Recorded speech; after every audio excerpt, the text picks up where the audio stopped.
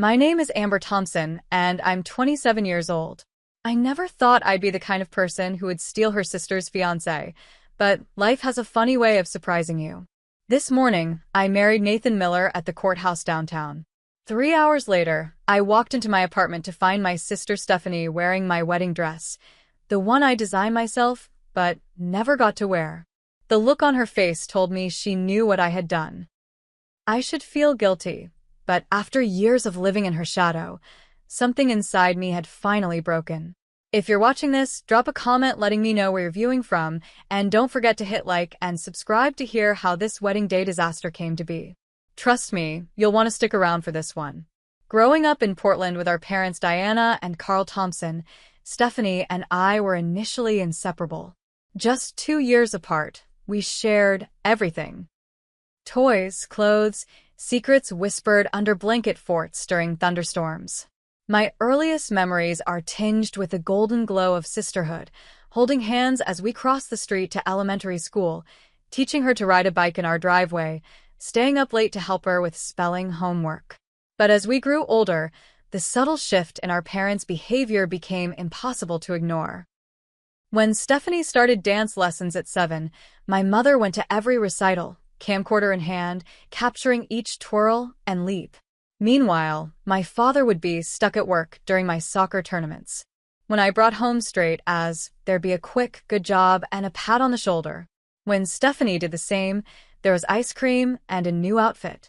"Your sister is more delicate than you," my mother would say.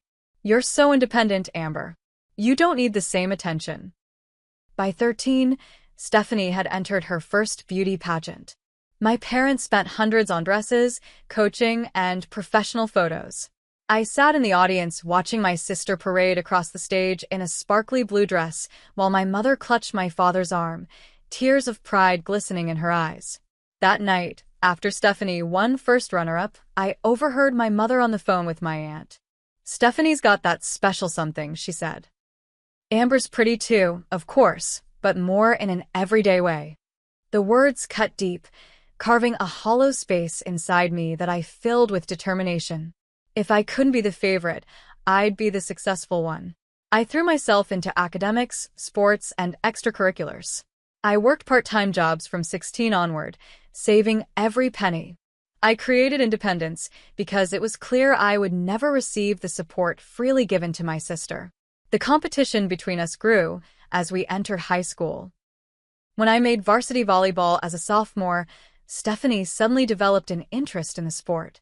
When I started dating Ryan Cooper, the student body president, Stephanie would find reasons to stop by our table at lunch, hair perfectly styled, laughing at his jokes. Then came prom night, senior year. I'd saved for months to buy a crimson dress that made me feel beautiful for once.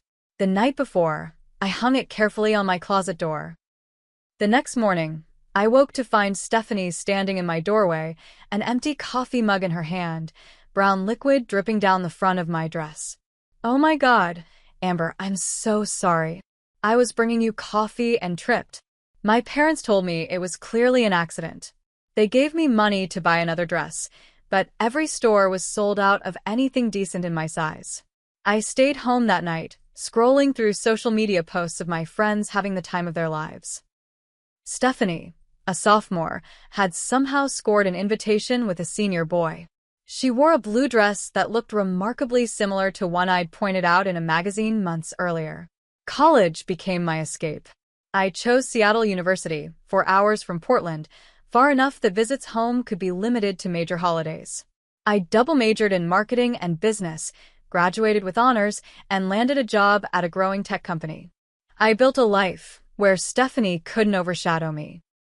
Meanwhile, Stephanie attended Portland State, living at home, her tuition and expenses covered by our parents. She changed majors 3 times before settling on communications. After graduation, she got a job at a local PR firm, largely through our father's golf buddy connection. My visits home followed a predictable pattern. Initial warmth and catching up would inevitably devolve into subtle comparisons. My mother would mention how Stephanie's apartment was so cozy, while mine was a bit sterile, don't you think? My father would ask about my job, but his eyes would glaze over when I discussed marketing strategies, yet he'd listen intently when Stephanie talked about handling social media for local businesses. Every Christmas, birthday, and Thanksgiving became an exercise in emotional endurance. I'd arrive with gifts and good intentions, only to leave early with a knot in my stomach and tears I refused to shed until I was safely on the highway heading back to Seattle. The pattern was clear. Whatever I valued, Stephanie would find a way to take or diminish. And my parents would not only allow it but often encourage it with their tacit approval. I told myself I was beyond it all, that I had built a life that was immune to Stephanie's influence. I was wrong. 2 years ago, I returned home for Christmas, bracing myself for the usual familial tension. My parents had invited neighbors and friends for their annual holiday gathering, the house decorated with my mother's meticulous attention to detail. I was nursing a glass of wine in the kitchen, taking a moment away from polite small talk, when he walked in. "Sorry, just looking for the bottle opener," he said with an apologetic smile. "I'm Nathan, by the way. Nathan Miller. Friend of the Daniels next door." There was something immediately disarming about Nathan, tall with dark hair that curled slightly at the collar of his blue button-down, warm brown eyes behind stylish glasses, and a smile that created a dimple in his left cheek. He had an easy confidence that wasn't cocky, a rarity among the men I'd dated in Seattle. "Amber Thompson," I replied, reaching for the drawer where my mother kept the opener. "Daughter of the house, home for the holidays." "Ah, so you're Amber." Mrs. Daniels mentioned Diana and Carl's older daughter lived in Seattle. Something about marketing for tech companies. What followed was the most engaging conversation I'd had in months. Nathan was an architect who had recently moved to Portland from Chicago to join a firm specializing in sustainable design. He loved hiking, had traveled through Europe after college, and had a passion for historical buildings that bordered on obsession. He listened attentively as I talked about my work, asking thoughtful questions about campaigns I'd managed. "You should check out the renovated library downtown while you're here," he suggested. "The original Art Deco details they've preserved are incredible." Before I knew it, an hour had passed.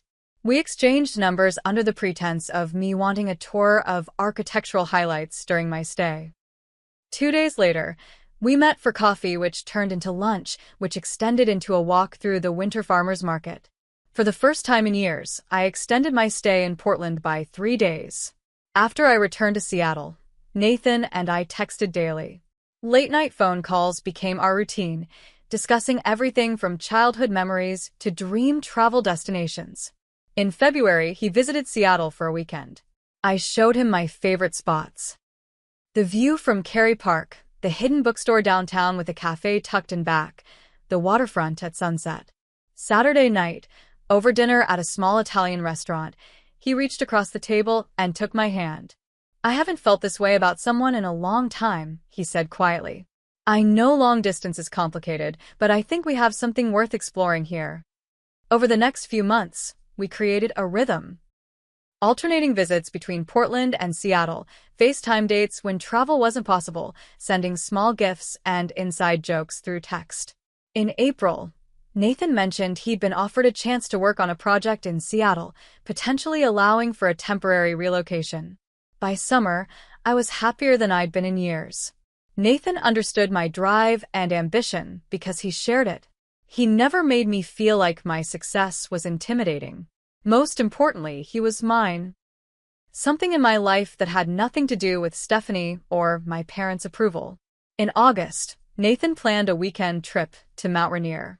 The night before, he seemed nervous, checking his backpack multiple times, insisting on packing a special lunch himself. In hindsight, all the signs of an impending proposal were there.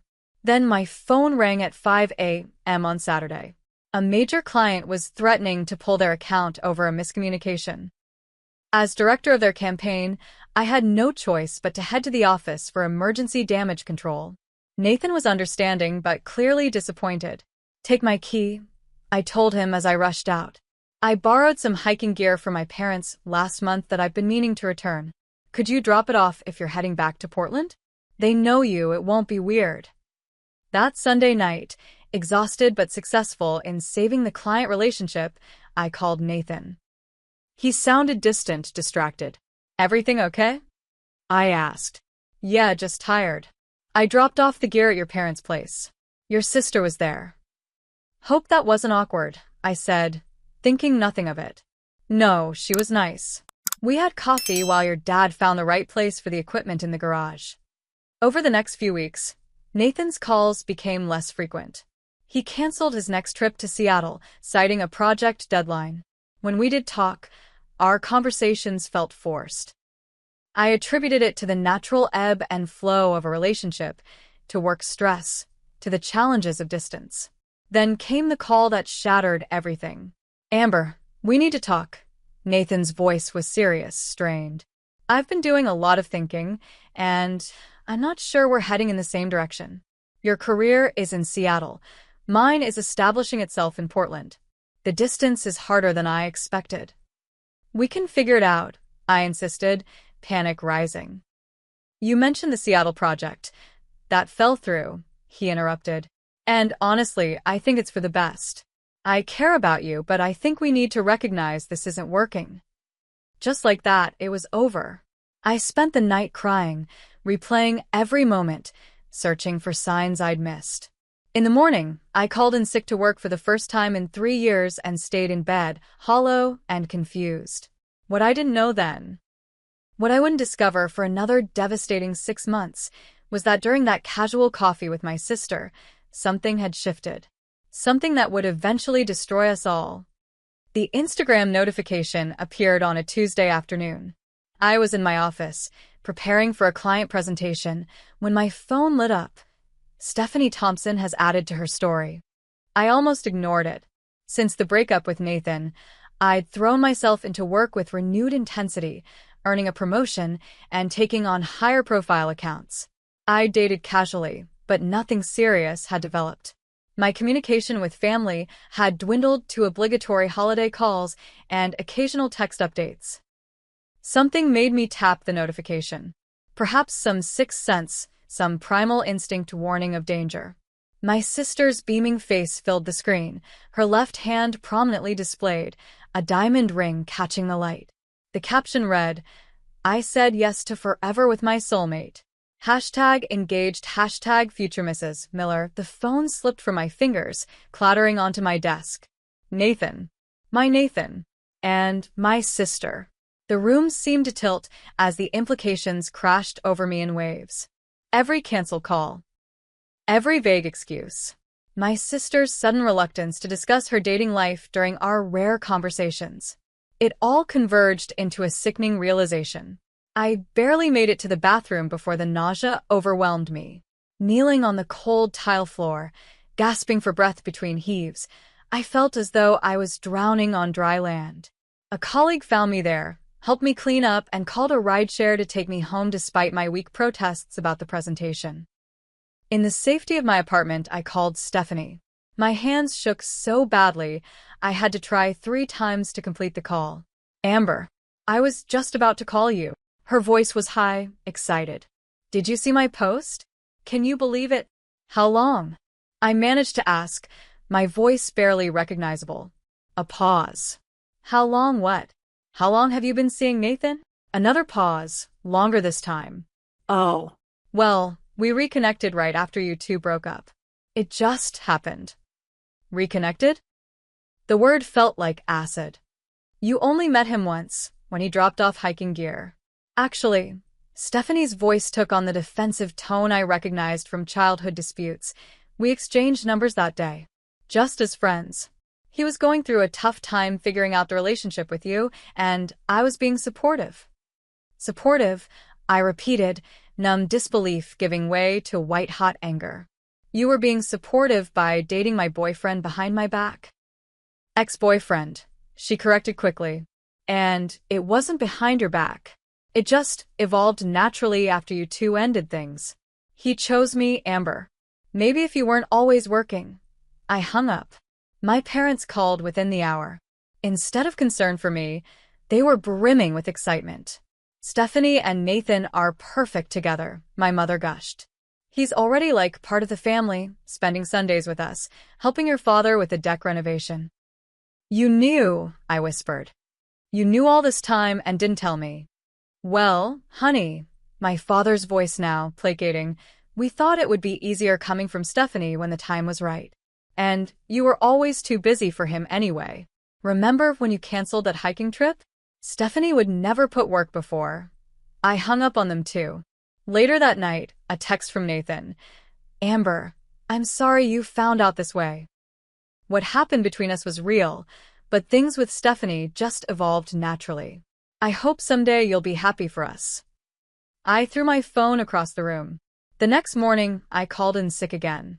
Then the next day and the next. After a week, my boss suggested I take some personal leave. You've banked enough overtime for a month off, she said gently.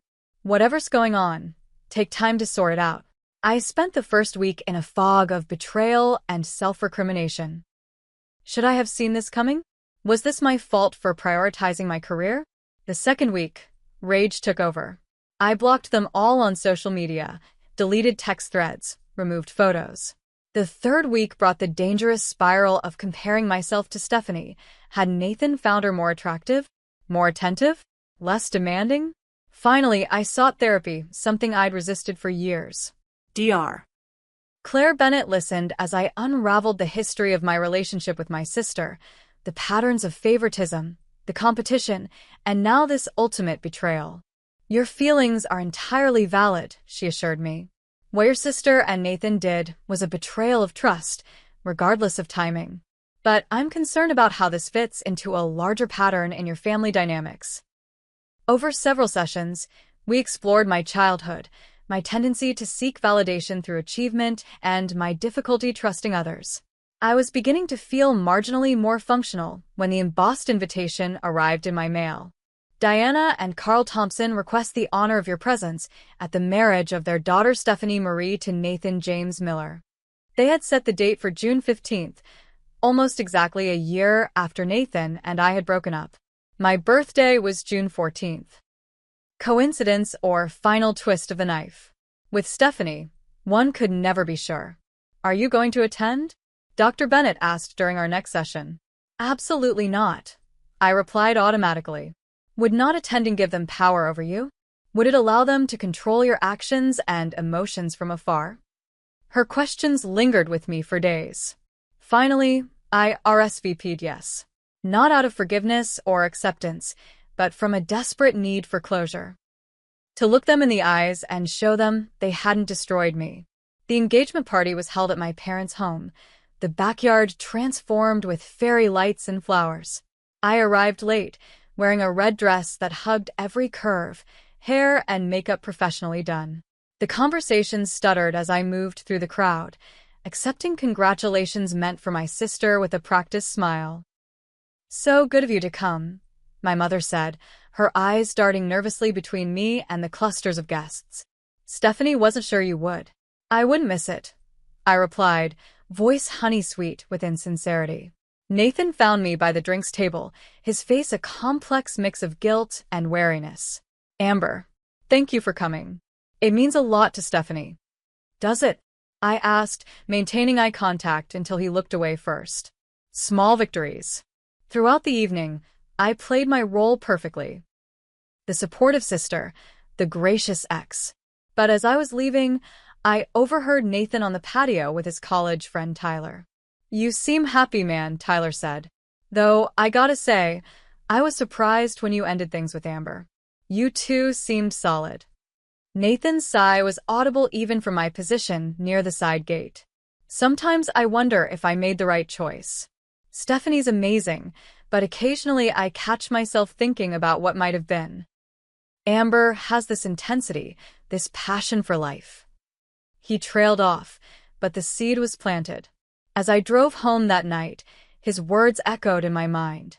Nathan still thought about me, still wondered. And with that small crack in the facade, a dangerous idea began to form. 1 month before the wedding, I was working remotely from a coffee shop in Portland during a brief visit to handle some family paperwork. I'd chosen this particular cafe precisely because it was nowhere near my parents' neighborhood or any of Stephanie's usual haunts. So when Nathan walked in, I initially thought I was hallucinating. Amber? His surprise seemed genuine as he approached my table. I didn't know you were in town. Just for 2 days, I replied, keeping my tone neutral. Estate planning paperwork for grandmother's cabin. An awkward silence stretched between us. May I? He finally asked, gesturing to the empty chair across from me. Against my better judgment, I nodded. For the first 15 minutes, we exchanged bland pleasantries about work and weather. Then, as he was about to leave, Nathan's composure cracked. I miss talking to you, he blurted out. Stephanie's great, but it's different. With you, I could discuss anything. I remained silent, allowing the moment to expand uncomfortably. I've been having doubts, he continued, voice lowered. Don't get me wrong, I care about Stephanie, but sometimes I wonder if everything happened too fast. What do you mean? He ran a hand through his hair, a gesture so familiar it made my chest ache. After I dropped off your gear that day, Stephanie texted me. Just friendly at first, asking how I was doing. But then she suggested meeting for coffee to talk about Amber. She said she was worried about you working too hard. My grip tightened on my mug. Classic Stephanie, presenting herself as the concerned sister while undermining me. One coffee became lunch, became dinner, Nathan continued. She was always available, always suggesting things we could do. When I mentioned missing an architecture exhibit in Seattle, she immediately offered to go with me. When I talked about feeling stuck creatively, she suggested weekend trips for inspiration. She pursued you, I stated flatly. Nathan looked uncomfortable. I don't want to make excuses. I was an active participant. But looking back, I can see how orchestrated it all was. By the time I realized how serious things had become, we were already moving in together, and your parents were treating me like a son. And now you're having second thoughts? 1 month before the wedding. The anger I'd suppressed for months edged into my voice. I don't know what to do, he admitted. There are moments when I'm with her that I catch myself thinking of you. But there's so much momentum now. The venue deposits, her dress, your parents' expectations. And Stephanie would never let you forget that you broke her heart, I added knowingly. He winced. She can be intense when upset. I thought of the countless childhood tantrums that had resulted in me giving up toys, clothes, even friendships to restore household peace. I should go, Nathan said finally. I'm sorry for dumping this on you. It's not fair. As he stood to leave, I made a split-second decision. I'm having dinner at Luciana's tomorrow night, I said, naming a small Italian restaurant on the outskirts of town. 7 o'clock. If you want to continue this conversation. He hesitated, then nodded once before walking away. I told myself I was merely seeking closure. That dinner would provide a proper ending to our story. But deep down, I recognized the dangerous thrill of reclaiming something Stephanie had taken. Nathan showed up at 7:05, apologizing for traffic. Over pasta and wine, the years of our separation seemed to dissolve. We talked about his latest project, my recent promotion. He still remembered how I took my coffee, still laughed at my terrible architecture puns. As the evening progressed, our conversation deepened. I never stopped thinking about you, he confessed, reaching for my hand across the table. When Stephanie walks into a room, I find myself looking past her, half expecting to see you. Then why propose to her? I challenged. He looked away. It happened so fast. She started dropping hints about marriage just a few months in. Your parents were enthusiastic, showing me family rings, talking about wedding venues. Before I knew it, I was at a jeweler's, and it all felt inevitable. 2 dinners became 4, became clandestine meetings whenever I visited Portland. Each time, I told myself it would be the last. Each time, I failed to end it. Then came the call from Stephanie that pushed everything toward its catastrophic conclusion. Amber, I need you to be my maid of honor. I nearly dropped the phone. What? Why would you? I mean, don't you have friends who would? It has to be you, she interrupted. You're my sister. Mom, and Dad agree it's the perfect way to heal our family. Nathan thinks it's a wonderful idea too. Did he? I wondered, recalling our most recent dinner where his hand had lingered on mine, where he'd whispered that he was trying to find a way out of the wedding without hurting everyone involved. I don't think that's a good idea, Steph. Please? For me? For the family? Her voice took on that wheedling tone that had convinced our parents to give her the car on prom night, my college fund for her semester abroad. Against all logic and self-preservation, I agreed. Perhaps some masochistic part of me wanted to witness the train wreck up close. Or maybe I was already formulating the dangerous plan that would eventually lead us all to ruin.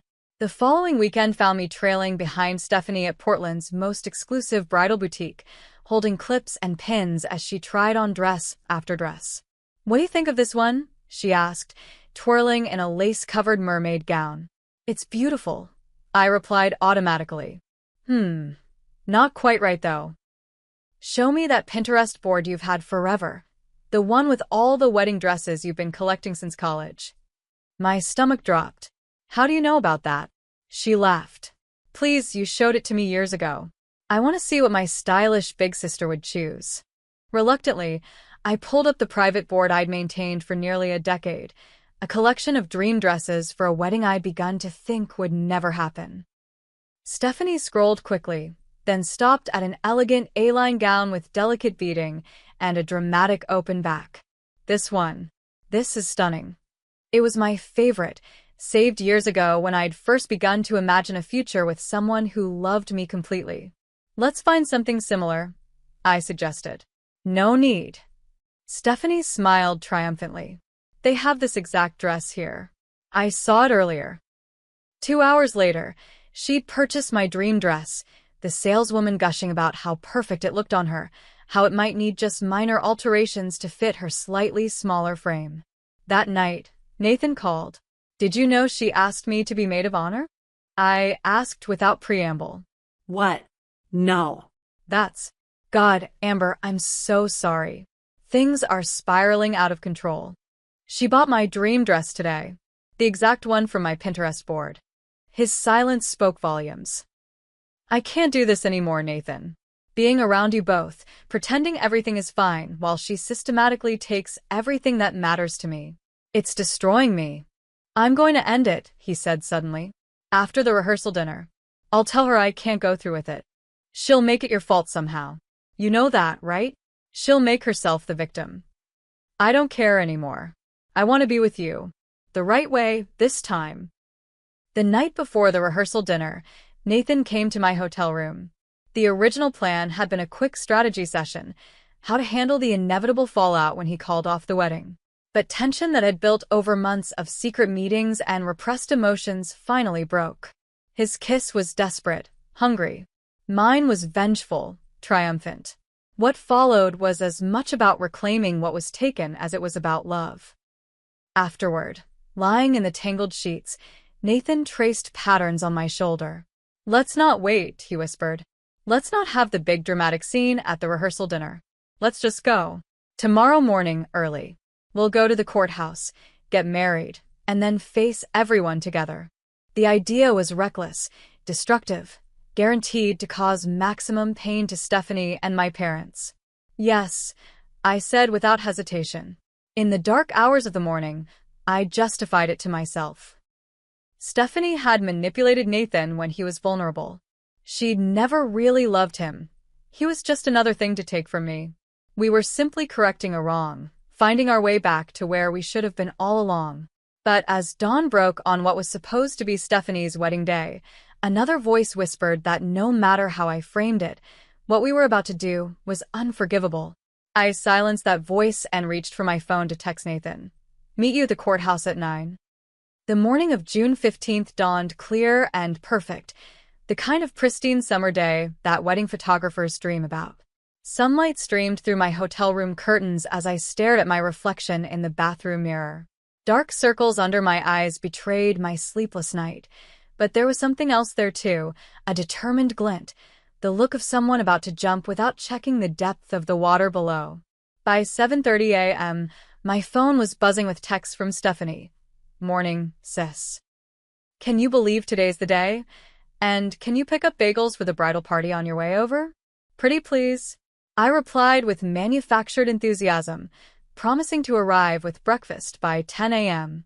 The wedding wasn't until 4 p.m., but Stephanie had scheduled a full day of bridal party preparations, hair, makeup, champagne, photos, none of which I would be attending.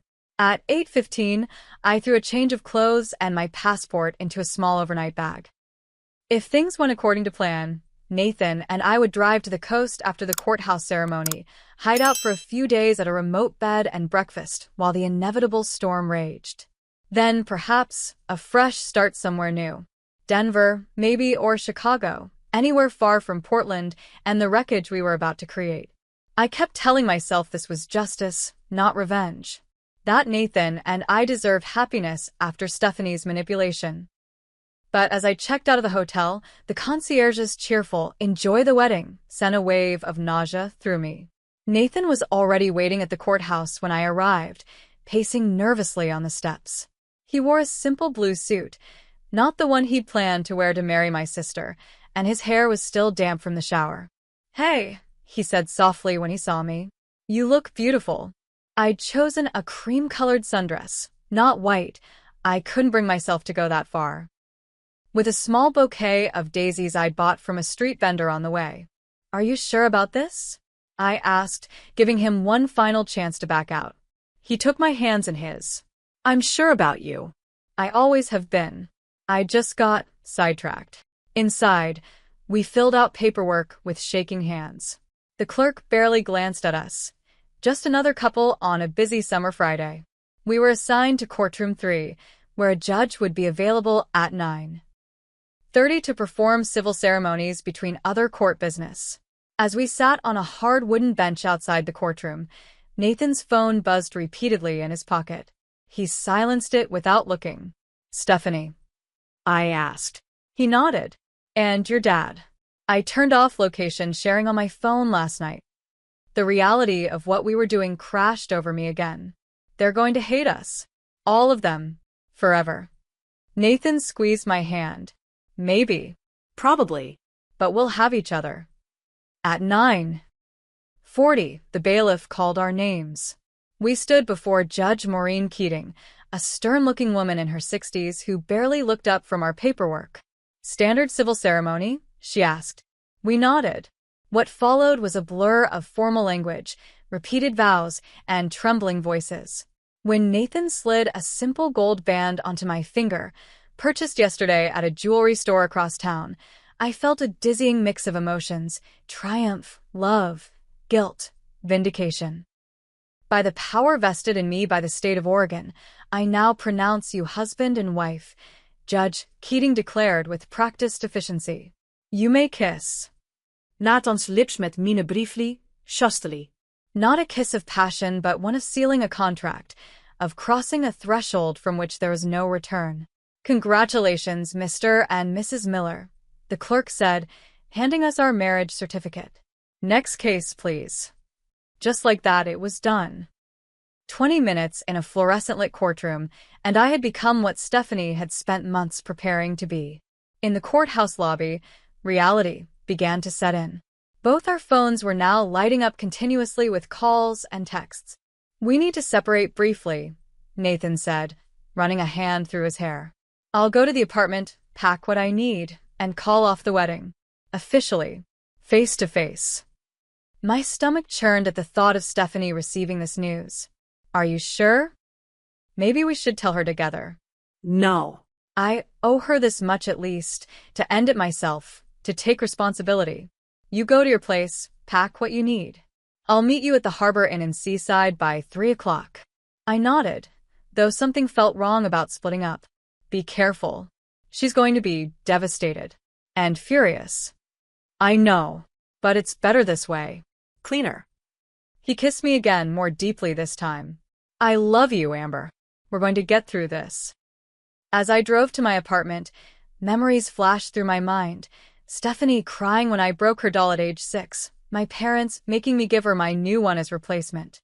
Stephanie showing up at my high school graduation party in a dress identical to mine, only to receive compliments all night on how much better she looked in it. Stephanie hugging Nathan at the engagement party, making eye contact with me over his shoulder. Had I just made the biggest mistake of my life? Or had I finally, for once, put myself first? By the time I parked outside my apartment building, my phone showed 17 missed calls. My parents, Stephanie, even Nathan's parents. I silenced it and slipped it into my purse. Whatever chaos was unfolding, I couldn't bear to hear it yet. My key turned in the lock, and I pushed open the door, mind already cataloging what I would need to pack for our coastal hideaway. That's when I saw her. Stephanie stood in the middle of my living room, wearing my dream wedding dress. Her hair was half done, makeup streaked with tears, eyes wild with a mixture of heartbreak and rage. "Hello, sister," she said, voice eerily calm. "Congratulations on your wedding day." The marriage certificate burned in my purse like a live coal. In that frozen moment, staring at my sister in my wedding dress on the day I'd stolen her fiancé, I realized we had passed the point of no return. Time seemed suspended as Stephanie and I faced each other across my living room. The wedding dress, my dream dress on her body, caught the mid-morning light, thousands of tiny beads shimmering with her ragged breathing. "How did you get in?" I finally managed, mind racing to make sense of her presence. "I've had your spare key since you moved in," she replied, twisting a loose strand of hair around her finger in that nervous habit I recognized from childhood. "You never asked for it back." Of course. Another boundary casually crossed, another piece of my life Stephanie felt entitled to access. "How long have you been sleeping with my fiancé?" she asked, the calm in her voice belied by the slight tremor in her hands. I opened my mouth, then closed it. Any response felt inadequate, any explanation hollow. "I found this in your purse last night," she continued, pulling a folded paper from the dress pocket. "The marriage license. You left it in the hotel room when you went to get ice. I came by to surprise you with champagne, to thank you for being my maid of honor despite everything." The irony was almost too much to bear. "Stephanie, don't." She held up a hand. "I've spent the last 12 hours trying to understand how my sister could do this to me. On my wedding day. With the man I love. The man you stole from me first." I shot back, defensiveness rising to protect me from crushing guilt. "Is that how you justify this?" She gestured to the license. "An eye for an eye? You pursued him deliberately," I said, the words tumbling out now. "You saw him with me, saw how happy we were, and you couldn't stand it. Just like everything else in my life you've taken." Stephanie's face contorted. "Taken? Are you serious right now? My entire life has been spent living in your shadow. Perfect Amber with her perfect grades and perfect career and perfect independence. Do you have any idea what it's like being compared to you at every turn? Compared to me?" I nearly choked on my disbelief. "Mom and Dad have worshipped the ground you walk on since the day you were born. Nothing I did was ever good enough, ever noticed enough. It was always Stephanie needs, Stephanie wants. Why can't you be more like your sister?"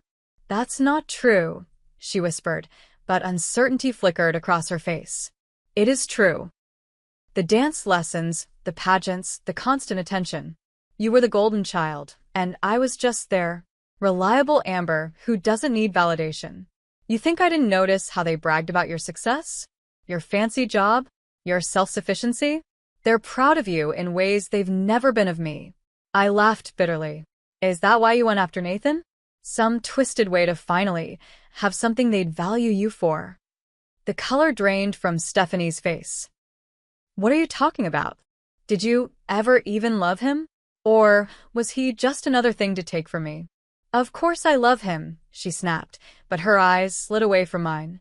"Look me in the eye and tell me you didn't pursue him because he was mine." She couldn't do it. After a long moment, she sank onto my couch, the voluminous dress pooling around her like spilled cream. "I wanted him to notice me," she admitted quietly. "At first, it was just... I wanted to know what it felt like to be you. To have someone look at me the way he looked at you.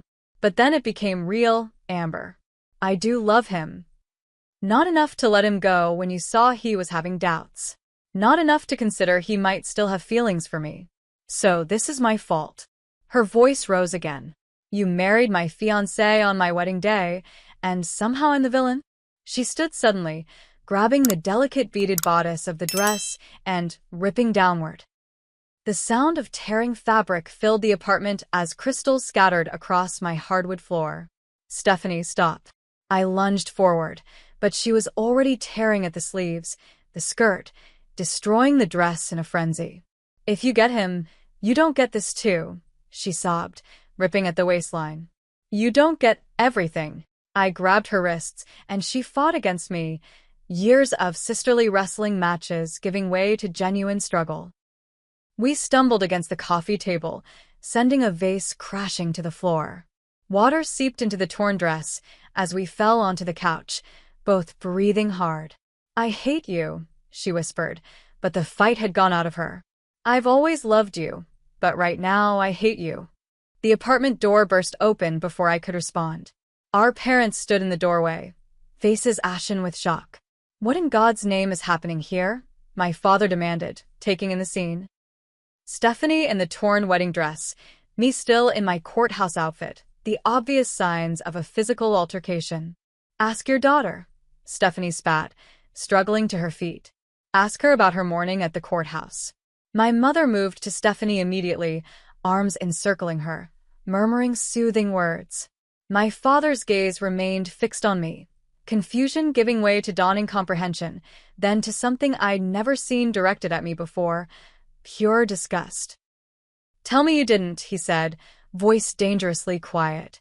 I stood straighter, summoning what dignity I could. Nathan and I got married this morning. My mother's gasp was audible. You selfish, spiteful girl, she hissed. How could you do this to your sister? The same way she did it to me a year ago, I replied, a strange calm settling over me now that the worst was revealed. By putting herself first, regardless of who got hurt. This is nothing like.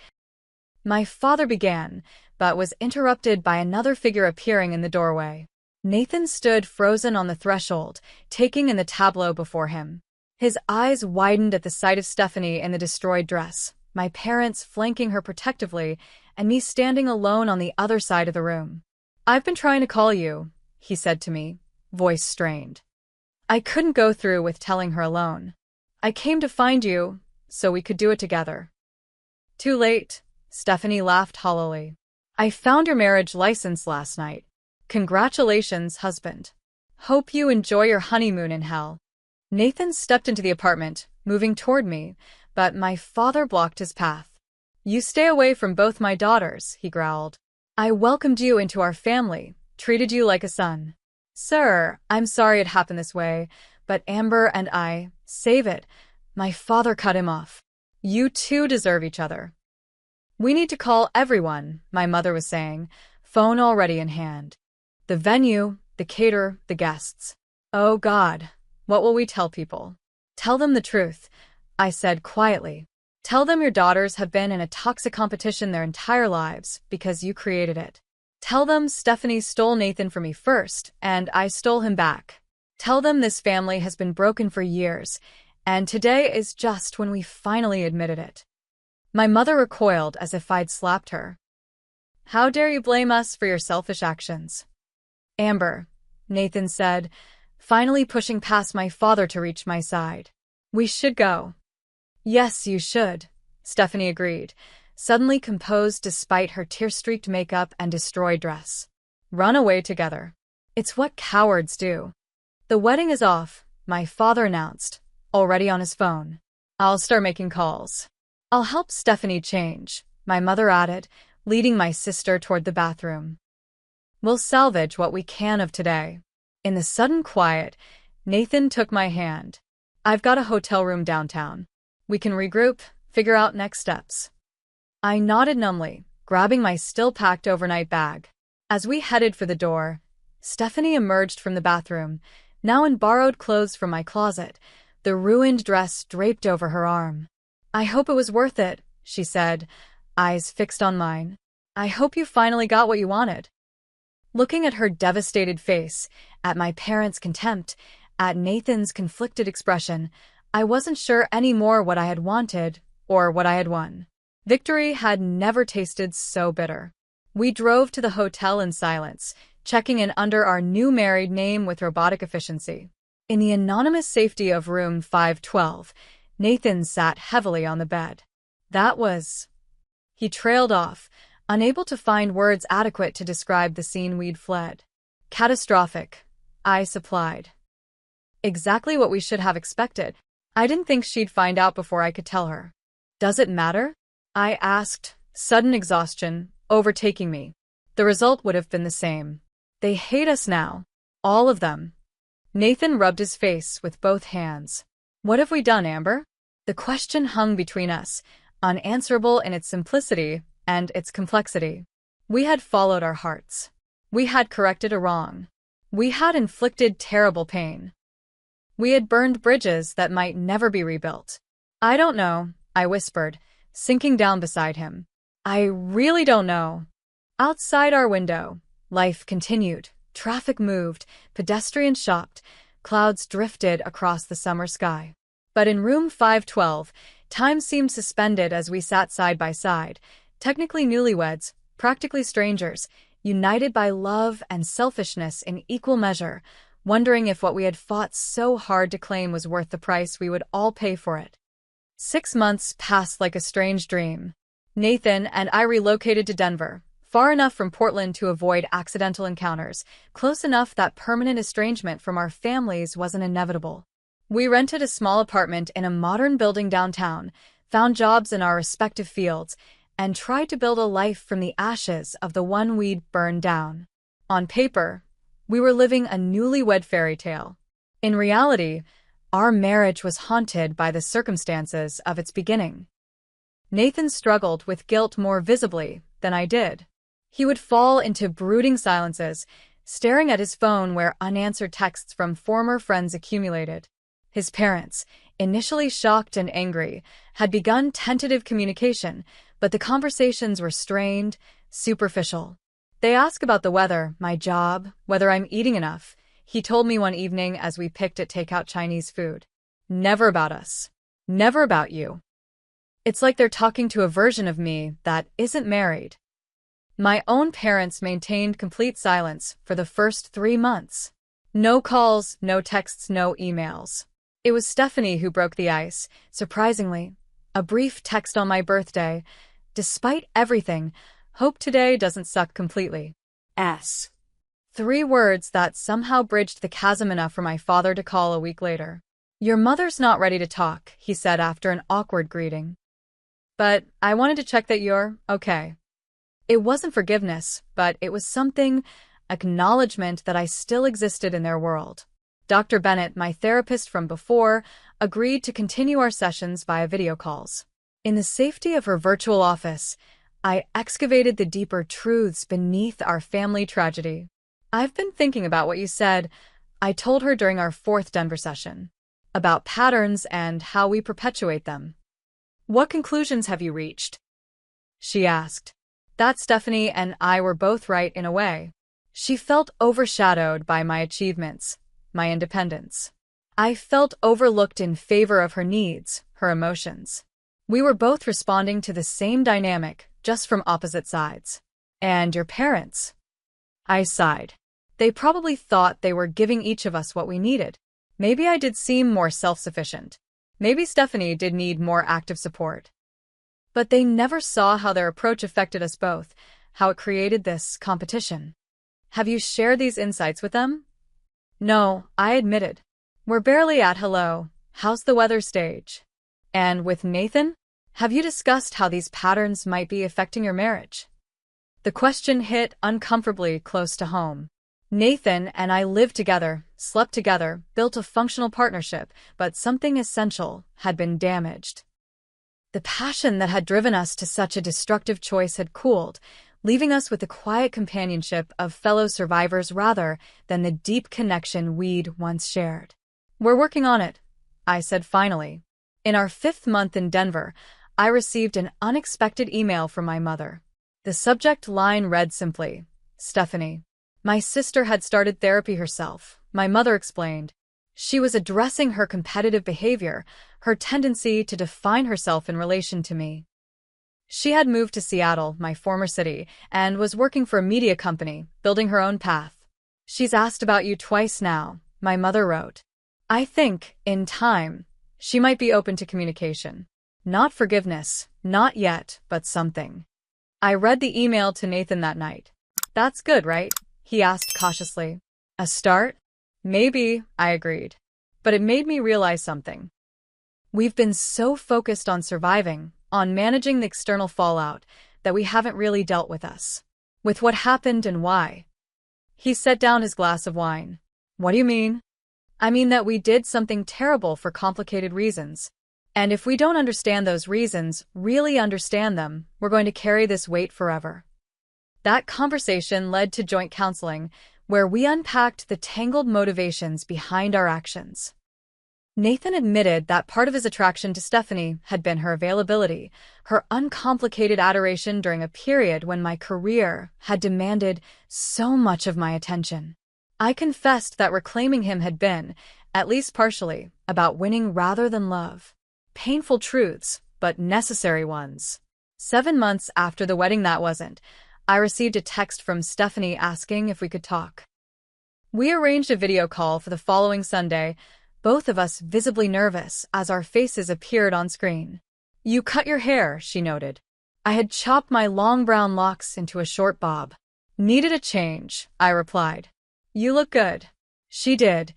There was a centeredness to her I hadn't seen before, a quiet confidence. I'm seeing someone, she said after we'd exhausted small talk about weather and work. A therapist, I mean. Doktor kim o? She's helping me understand some things about myself. About us. I'm in therapy too, I offered.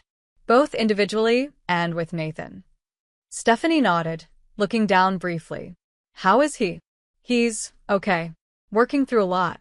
We both are. I didn't love him the way you did, she said suddenly, looking up to meet my eyes through the screen. I think I love the idea of him. Of having something you wanted. Of being chosen over you, for once. The admission hung between us, remarkable in its honesty. I'm not saying what you two did was okay, she continued. It was cruel and selfish, and it hurt me deeply. But I wasn't innocent either. I pursued him knowing how you felt. I ignored his doubts because I wanted the wedding, the validation. We were both wrong, I acknowledged. In different ways, but both wrong. Dr. Kim says we've been competing for the same limited resources of attention and approval our whole lives. That we never learned how to want things for ourselves, only in relation to each other. It was the same conclusion I'd reached with Dr. Bennett. Hearing it from Stephanie made it more real somehow, more actionable. I'm trying to figure out who I am without defining myself against you, she continued. It's harder than I expected. I know exactly what you mean. We talked for nearly 2 hours, not solving anything, not offering forgiveness, but laying groundwork. Acknowledging the broken patterns. Committing, tentatively, to building something healthier. A month after that call, Nathan and I decided to hold a small recommitment ceremony. Not to replace our courthouse wedding, but to consciously choose each other for the right reasons. Are you going to invite your family? Our new minister, Reverend Jimenez, asked during planning. Nathan and I exchanged glances. Yes, we decided. They may not come, but they should be invited. To our surprise, Nathan's parents agreed immediately. My father accepted cautiously. My mother declined but sent a small gift, a silver picture frame with a note. For a new memory. Make better ones. Stephanie's response came last. I'm not ready to watch you exchange vows. But I'm trying to be happy that you're both finding peace. Maybe next year, we can try family Thanksgiving. Small steps. Our ceremony was nothing like the elaborate wedding Stephanie had planned. Just 12 people in a small chapel, vows we had written ourselves, a simple dinner afterward. Nathan's college friend Tyler served as best man. My new coworker Mia stood beside me as maid of honor. No grand entrance, no fancy dress, no lavish reception.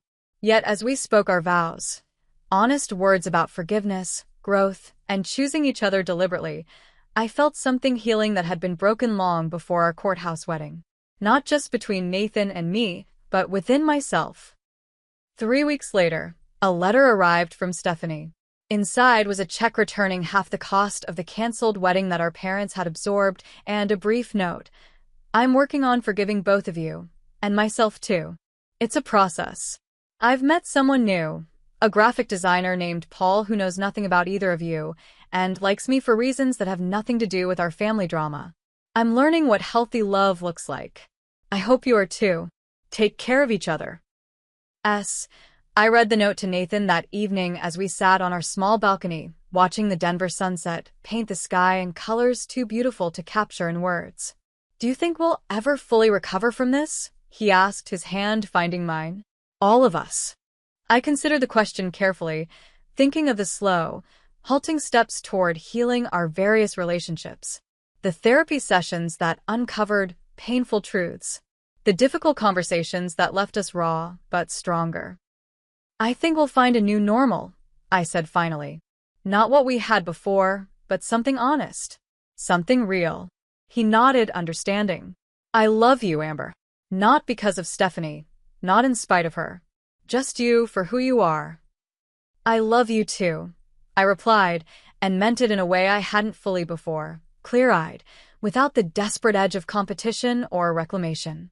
The path to this moment had been extraordinarily destructive. We had hurt people we loved, made choices that couldn't be undone. But standing in the wreckage, we had finally begun to build something authentic from the ruins of our mistakes. As I look back now, I understand that happiness stolen is never true happiness. The dress that wasn't mine, the fiancé I reclaimed through deception, these weren't victories, but symptoms of deeper wounds. Real joy comes not from taking what belongs to others, but from discovering what genuinely belongs to you. If you're watching this and struggling with family patterns that seem impossible to break, know that healing is possible, even after the most devastating betrayals. It takes courage to face your role in toxic dynamics, to acknowledge hard truths about yourself and those you love. But that courage is the first step toward freedom. Have you ever had to rebuild a relationship you thought was beyond repair? Share your experience in the comments below. And if this story resonated with you, please like, subscribe, and share it with someone who might need to hear that even our worst mistakes don't have to define us forever. Thank you for listening to my journey, and remember, true love is never about winning, only about growing together through both beauty and pain.